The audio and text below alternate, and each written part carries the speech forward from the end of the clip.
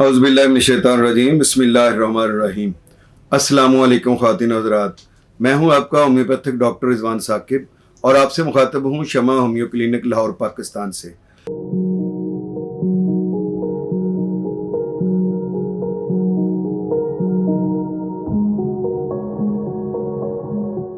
आइए आज बात करते हैं कि ADHD के बारे में कब हमें इल्म हुआ और उसके बाद ADHD की मैनेजमेंट के लिए क्या इक़दामात किए गए। देखिए 18वीं सदी ईस्वी में ADHD के बारे में मालूम हुआ कि ये भी कोई डिसऑर्डर है। तो attention deficit hyper activity disorder के बारे में जब ये पता चला कि ये एक बाकायदा न्यूरो डेवलपमेंटल डिसऑर्डर है, तो इसके बारे में फिर इक़दामात किए गए और फिर इसका डाटा भी इकट्ठा किया गया कि भी कितने अफराद हैं जो इस वक्त इस मर्ज़ में मुब्तला हैं। तो पता चला कि तकरीबन 5% जो है वो बच्चों में ये डिसऑर्डर पाया जाता है और 4% जो है वो बड़ों में, बालगों में ये डिसऑर्डर पाया जाता है। फिर ये भी डाटा इकट्ठा किया गया कि औरतों में ज़्यादा पाया जाता है या मर्दों में ज़्यादा पाया जाता है, यानी लड़कियों में इसकी जो तनासब है वो लड़कों की निस्बत कम है। और फिर इसके साथ साथ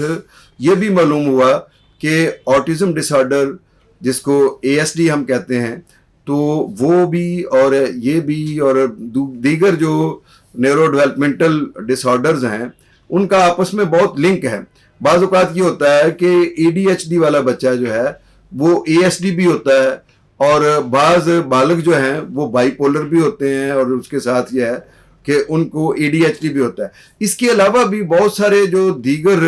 ज़हनी अमराज हैं वो भी ऐसे अफराद के साथ मुंसलिक हो जाते हैं बाज़ औक़ात। इसी की वजह से जैसे शिज़ोफ्रेनिया है तो ऐसे अफराद के साथ वो मुंसलिक हो जाता है, या मैंने आपको बताया कि बाइपोलर डिसऑर्डर है या ASD है, तो ये चीज़ें उनके साथ ADHD वाले अफराद के साथ बाज़ दफ़ा ये आपस में कपल हो जाती हैं। तो ये चीज़ें जब हमने देखते हैं तो उसके बाद हमारे ज़हन में ये आता है कि ये जो लोग हैं, ये कायनात जितनी है ये हमारी अल्लाह ताला ने न्यूरोटिपिकल ब्रेन के मुताबिक डिज़ाइन की हुई है। हम जितने लोग हैं न्यूरोटिपिकल ब्रेन वाले हैं और ये सारा जो कायनात की जितनी चीज़ें हैं वो सारी की सारी न्यूरोटिपिकल के मुताबिक बनाई गई हैं, या आप कैसे कह लें कि इस कायनात के मुताबिक हमारा ज़हन जो है वो अल्लाह ताला ने बनाया है। इसीलिए हम इन चीज़ों के बारे में जो न्यूरो डाइवर्जेंट ब्रेन वाले लोग हैं यानी AHD वाले लोग जो हैं उनसे थोड़ा हम लोग मुख्तलिफ अंदाज में सोचते हैं और ADHD वाले हमसे थोड़ा मुख्तलिफ अंदाज में सोचते हैं। जब ADHD वाले किसी फ़र्द से आप बात करें तो आप उसे पूछें कि इस दुनिया में आपको कैसे लगता है, कि जैसे हजूम में चलना कैसे लगता है, तो वो यकीनन कहेगा कि मेरा दिल चाहता है कि मैं इसमें ऐसे चलूँ कि जैसे कोई फ़र्द, किसी जो लोग पैदल चल रहे हैं उनकी निस्बत मैं साइकिल पर चलूँ या मैं गाड़ी पर चलूँ या बाइक पर चलूँ, यानी मैं इतना तेज़ी से चलूँ। और ये लोग सुस्त हैं, ये काम बड़ी आहिस्तगी से करते हैं, मैं ये काम तेज़ी से करना चाहता हूँ, यानी उसमें हर काम में हाइपर एक्टिविटी पाई जाती है। अभी प्रोग्राम हो रहा है तो एक बंदा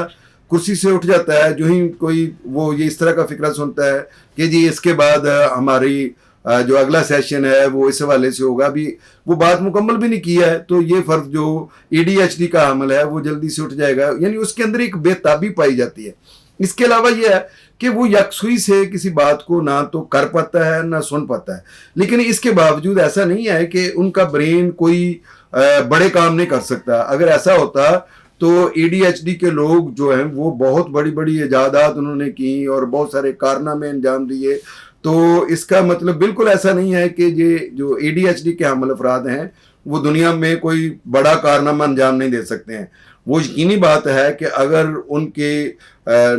कोई लर्निंग के हवाले से उन पर तवज्जो दी जाए और इसके अलावा उनकी जो हमारे थेरापीज़ हैं उनके हवाले से उन पर तवज्जो दी जाए, उनका को प्रॉपर तौर पर ट्रीटमेंट किया जाए और उनके इस मर्ज़ में उनकी मैनेजमेंट में उनका के साथ ताउन किया जाए, تو وہ دنیا میں بہت بڑے کارنامے سر انجام دے سکتے ہیں۔ ہومیوپیتھی میں بہت ساری ایسی ادویات ہیں جو ان کی ہائپر ایکٹیویٹی کو اور اٹینشن ڈیفیسٹ جو معاملہ ہے اس کو وہ مینج بھی کر سکتی ہیں، اور بعض اوقات ان کو ختم بھی کیا جا سکتا ہے۔ بہت شکریہ، اللہ حافظ، السلام علیکم۔